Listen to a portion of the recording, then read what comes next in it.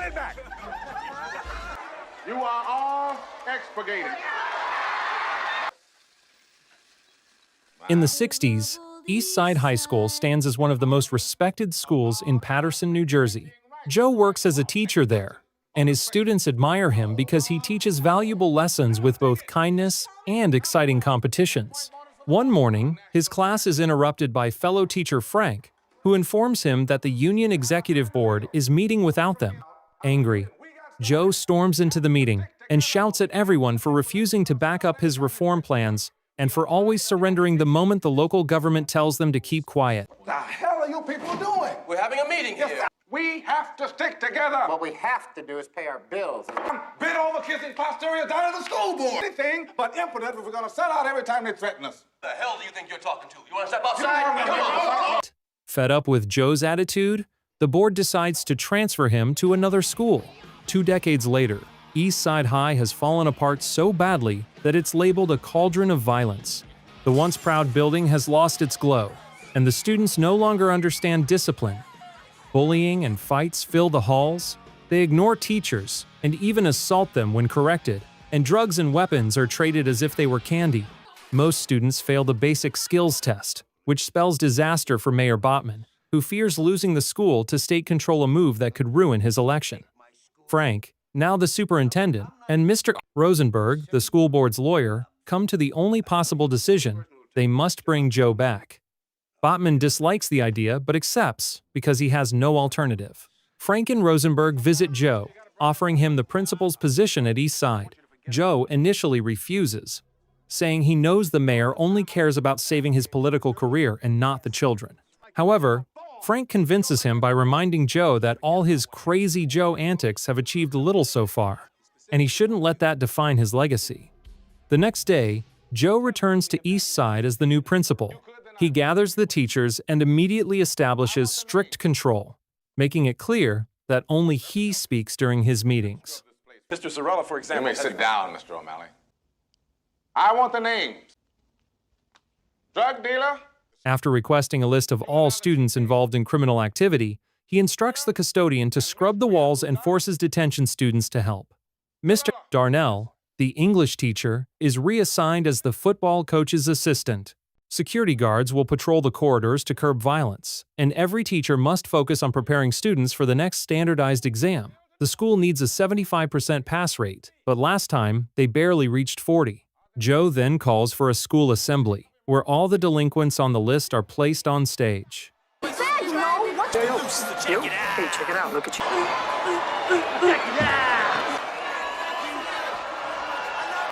Is this normal? I'm afraid it is.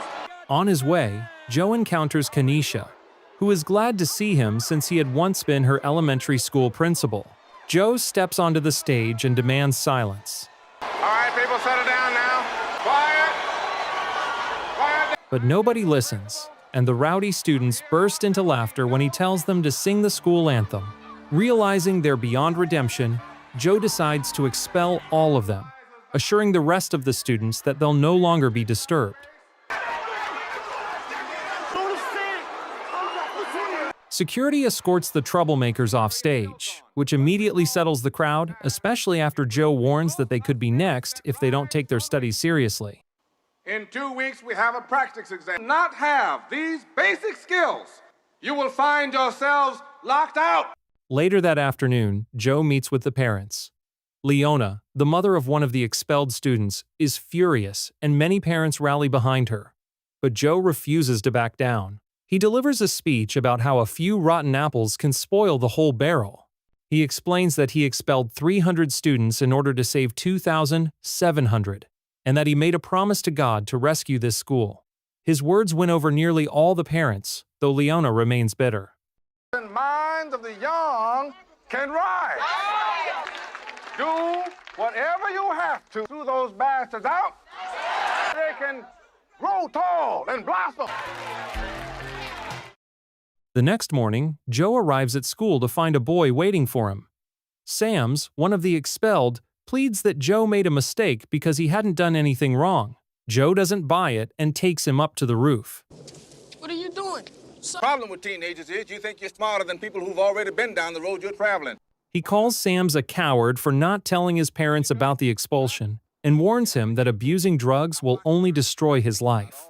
Then Joe tells him if he's so eager to die, he should jump. Sam's, terrified, refuses and swears he'll do better. Joe agrees to give him another chance, but warns that one more slip-up will get him thrown out permanently. At lunchtime, Joe makes his rounds from table to table, listening to the students and offering advice. Office table. Sit down. Get your... He's pleased to see Ray dressed in a suit, setting a positive example unlike Sam's and his friends, who look sloppy. When Joe notices them harassing a girl, he makes them stand and publicly criticizes their outfits. Sam, put it back. Have some sense. Let me have your attention. Now, if you look like this when you look in your mirrors in the morning, find something else to put on. Then orders them to sing the school song. He also reminds everyone that nobody should move while the anthem is playing. So when Darnell bends down to pick up some trash, Joe sends him straight to his office. The boys can't even remember the lyrics, so Joe assigns them detention and warns the entire cafeteria that from now on, everyone must be prepared to sing the anthem on command or face punishment. Afterward, Joe visits the music teacher, Elliot, to inform her about the new rule. Elliot agrees, but insists she'll only teach the anthem after her students finish rehearsing for an upcoming choir concert in New York. They've been working on Mozart, and she believes their efforts deserve respect. She challenges Joe, saying he can't stand other adults confronting him. Joe responds by firing her on the spot and canceling the concert so students can fully focus on the state exams. From that point, the pianist Mrs. Powers takes over the music program. Just don't know the school song. They've got 3 days detention. My students! They are my students, Mr. Darnell. Later, during a meeting with Darnell, Joe is challenged again. Darnell complains that he's being treated like garbage and reminds Joe that these are his students too. Joe's answer is to suspend him. Vice Principal Joan tries to reason with Joe, pointing out that Darnell is more than just a coach and that nobody really understands his methods. Joe replies that this is exactly how he prefers it. When the day of the practice test arrives, all the students take it seriously while the teachers supervise closely.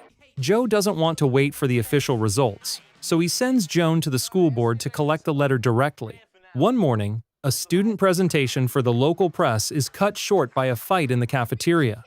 One of the expelled boys sneaks back in and attacks Ray, even carrying a knife. Joe quickly restrains him and demands to know how he entered the building. Security explains, someone must have let him in. Right then, Joe decides that all school doors will stay locked and chained. Later, Joe notices Kenesha looking downcast. Though she's bright, her grades have suffered since she lost her home because her mother rejected her. Wanting to help, Joe takes Joan to visit Kenesha's mother. Never paid attention to the time, no, we don't civilize for a moment, offered you to a seat. She explains that she had Kenesha as a teenager, which forced her to abandon her normal life and start working. Now she's trying to get clean, but the struggle leaves her in a poor mental state. That's why she thought child services would be better for Kenesha, though she never stopped caring about her. Joe promises to help her find steady work and a better place to live, provided she takes Kenesha back and supports her schooling. News of the chained doors spreads, and Liana seizes the moment to file a complaint with the school board. Frank scolds Joe for going too far, reminding him that Liana is gathering support to remove him, with the fire chief on her side. He warns that Joe is pushing people away, just like he did with his own wife. Go ahead, bail the hell on out. But I said I would back you up. That's what the disciplinary problem He is that a we're having in good this choice. entire... I wouldn't either. How about that? Mrs. Elliott has an ego. Popular opinion, I'm the head nigger in charge. Come on, let's get something to eat. The fire chief then arrives at the school with the press. Joe confronts him and drives him away by threatening him with a bat. Joan voices her concern about his attitude, but once again, Joe brushes her off. To Joe's dismay, the next time he sees Ray is when the boy comes to say goodbye, deciding he can't stay at the school anymore. Hi, Eric. I just came to say goodbye. You dealing drugs in my school? You'll be dead in a year. I'm not dropping out. I'm moving on. I got You'll be things I dead in a year, son. gotta go. Later, Joe finds Sam's and his friends fooling around in the restroom. He makes them sing the school anthem and is stunned when they perform a beautiful church choir-style version. Then, the school song. Let me hear it. Fair East Side will stand forever, yeah. Ooh, Lord, loyalty. Who taught you this song? Come with me, all of you. They reveal that Powers taught them, so Joe visits her to thank her and asks her to teach this version to everyone.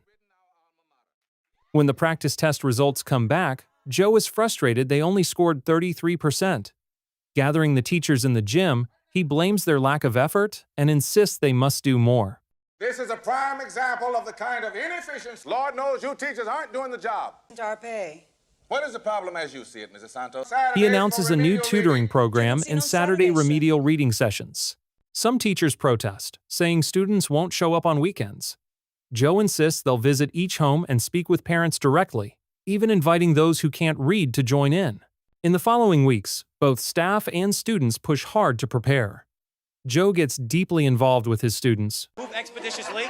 How you doing? I got one. Who's this? Who's this? All right, people. Listen, you have any problem whatsoever, you come to my office. You understand? Let me give you the key. Masters, what do you think you're doing? Let me. Can he do me? Come on, Sam! But Liana still isn't satisfied. Along with the fire chief, she goes to Mayor Botman. Though Frank and Rosenberg defend Joe, Botman dismisses them and strikes a deal with Leona. He'll remove Joe, and she'll rally support for his campaign. Later, Botman secretly tells the fire chief they'll arrest Joe for the illegal chains after the exams, not realizing Rosenberg overheard from a stall. Rosenberg warns Frank, who alerts Joe. Joe quickly devises a plan. If the chief shows up, security will radio Code 10 so teachers can temporarily unchain the doors. Afterward, Joan tries discussing their reading program with Joe, but he brushes her off, saying she should handle things without him. Frustrated, Joan asks for a transfer, calling Joe an arrogant blowhard who bullies those who can't fight back. She reveals that half the staff feels the same, though they stay for the children's sake. Joan, however, has reached her limit. The next morning, before assembly, Joe hands Joan her transfer papers. He then addresses the students, acknowledging the school's bad reputation and motivating them to prove they're better than what the town thinks. He also shows appreciation for the teachers, crediting Joan for that reminder. Then, Powers leads the choir in Lean on Me, joined by the whole student body who are eager to prove they aren't inferior. Touched by the unity, Joan decides to stay. On test day, the students approach the exam with confidence. But at the same time, a board meeting is scheduled, and Leona pushes Botman to act. Botman authorizes the fire chief to get a court order. Meanwhile, Kanisha learns she's pregnant. Her boyfriend denies responsibility despite her insistence he's the only one she's been with. Joe comforts her and promises to find other solutions. I never meant for this to happen. You girls are alternatives. I'm scared. You decide what's best for you to do. All right? But their talk is cut short by a guard announcing the arrival of the fire chief, Leona, and reporters. Joe signals Code 10, but the chief has proof of the plan and records it, leading to Joe's arrest for fire code violations. Joan is left in charge. Mr. Clark, we still gotta go to class? Yes, you have to go to all of you. Your responsibility. I've got no complaints, Joe. You know, I'm always trying to teach my kids to stay out of jail. That evening, the board meets. Frank defends Joe, but Liana argues that the 33% practice score proves his failure. Suddenly, the meeting is interrupted as every student marches in demanding Joe's release.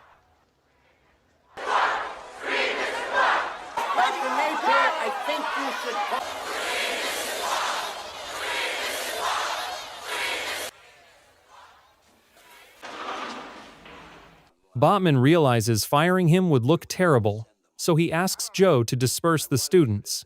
When Joe refuses, Botman warns that police are outside and things could turn violent. For the sake of student safety, Joe agrees to talk to them. Outside, Leona tries to calm the kids, but is met with insults and reminded of everything Joe did for them. Use your brains and listen!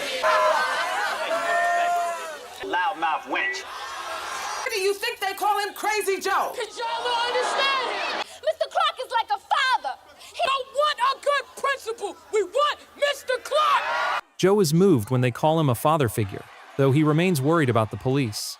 He steps in, urging the students to respect the law. At that moment, Joan arrives with incredible news. The school passed the test. As celebrations erupt, Joe tells Botman and the state to go to hell.